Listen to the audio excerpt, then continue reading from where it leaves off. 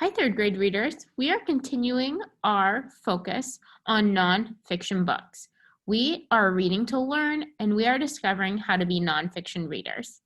I'm going to share my screen so that you can follow along with my slideshow. Again, like I said, we're reading to learn. We read to discover new information and further develop questions that we already have or questions that we didn't even know we had. Have you ever looked at something and wondered? That word there, wonder. Have you ever looked at something and wondered? I know that you all have because you are all inquirers. You wonder about the world around you all of the time. I was actually being an inquirer at the store the other day. I was looking at plant seeds and I noticed a few things. I got really excited. Maybe it's because my mind has been on nonfiction lately, but I noticed that one of the packages of seeds looked like something I was very familiar with. Do you have any thoughts? I see that there's a heading on each package, and I also see that there's a photograph. That's right, it looks like a nonfiction book. It had some of the text features that a nonfiction book would have. There was a heading and a photograph. I immediately had so many questions about this package of seed just based off the photograph that I have and the heading that I have. I previewed that package of seeds by looking at the heading and the photograph, and then I had a lot of questions about what else I would learn from that package of seeds. There was so much information in that tiny little package. Then it got me wondering, well, what nonfiction books are there about sunflowers? Because that was the package of seeds that I looked at specifically, sunflowers. There are all sorts of different nonfiction books that teach me more about sunflowers. If I have specific questions, I could even look at the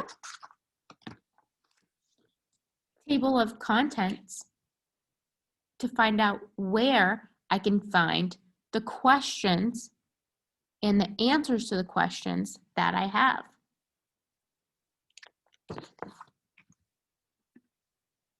If I have a question or wondering about the world, I can often find the answer in a nonfiction book. And I hope that's what you are taking away from my example right now. We are reading to learn and we are reading to gather information. I want you all to be wondering every time you open nonfiction books. What's the difference in fiction and nonfiction anyways? They sound so similar. Well, like I said, nonfiction teaches us. We read nonfiction in order to learn, or we read it in order to answer questions that you have. Sometimes it teaches you new things, sometimes it answers questions that you already had. With nonfiction books, we have to be prepared to tackle the book and learn. We're going to talk more about that later. And in fiction books, we get lost in good stories. Fiction books like Indian Shoes, or one of my very favorites, Dogman. Those have characters. They have characters and plot lines. I can get absolutely lost relaxing and reading my story, following along with the plot, wondering what's going to happen next. I can leisurely read it.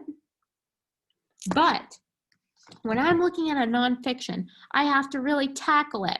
I have to take notes. I have to sticky note things. I really have to be prepared, and I have to keep my mind set on organizing my thoughts into the main idea and details of the information that's in this book. Now, we're focusing on expository text specifically. Expository texts are a type of nonfiction. They give facts and they give information. And they also contain text features, like that table of contents I pointed out, and like headings, like photographs. That's an easy way to tell if your nonfiction might be an expository text. Today, I'm going to teach you that nonfiction readers need to rev up their minds before reading. They need to really be prepared and get ready. You can't sit back and leisurely read. Leisurely means kind of in a relaxed way, like you can with your fiction books. When you're reading nonfiction, you really have to prepare and rev up your mind. Rev up like a motorcycle. You might be wondering, Miss Bryce, what does rev up even mean? Well, I use the word prepare. When somebody revs up their motorcycle, they're preparing. Rev up your mind, prepare your mind. When you rev up a motorcycle, you're getting ready to drive that motorcycle. When you're revving up your mind, you're preparing to learn. So you did a lot of great work with Mrs. Whitson when you learned about text features. Those text features force you to ask yourself, well, how does this text seem to go? If I open my book and I'm looking through the text features, I'm previewing my book, I can tell a lot about how the book goes because of those text features. Let me show you what I mean. I'm looking at my book right now, and I'm noticing the table of contents. From that table of contents, I can see that this story is going to go by section. What are primates? What are gorillas? How are gorillas classified? Okay, so it's organized, right? It's going to tell me about one thing, and then it's going to tell me about another, and then it's going to tell me about another. All of these things are going to be about gorillas. Okay, so that's kind of how my text is going to go. I can continue looking at the text features, and I'm already noticing that this text is going to have different maps, photographs, and diagrams to tell me more information. So just from a quick look and preview, I can really get a good idea about what my text will be like.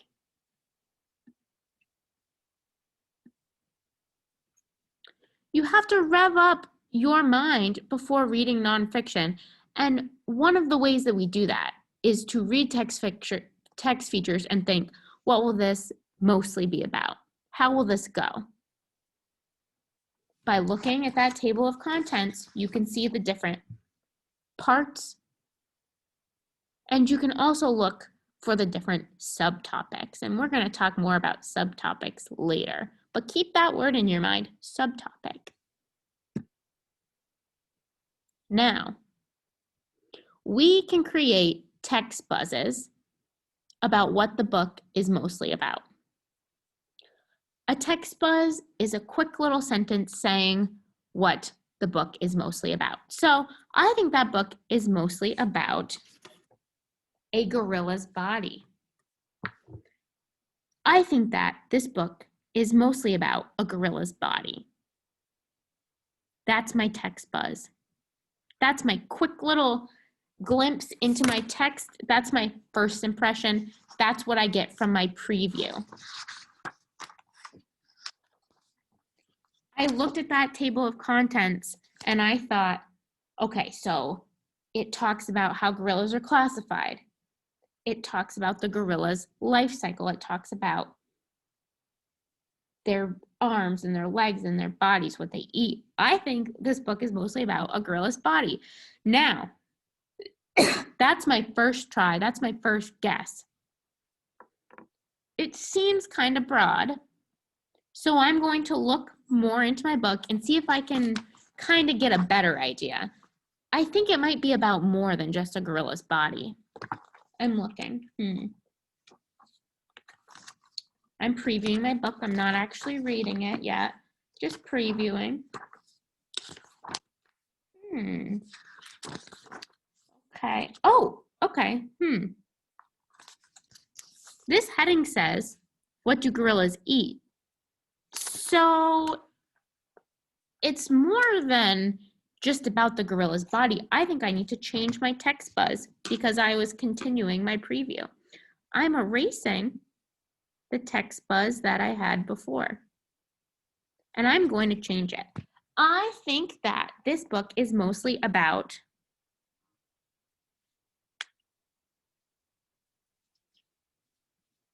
gorillas and their life. I think that text buzz is more fitting.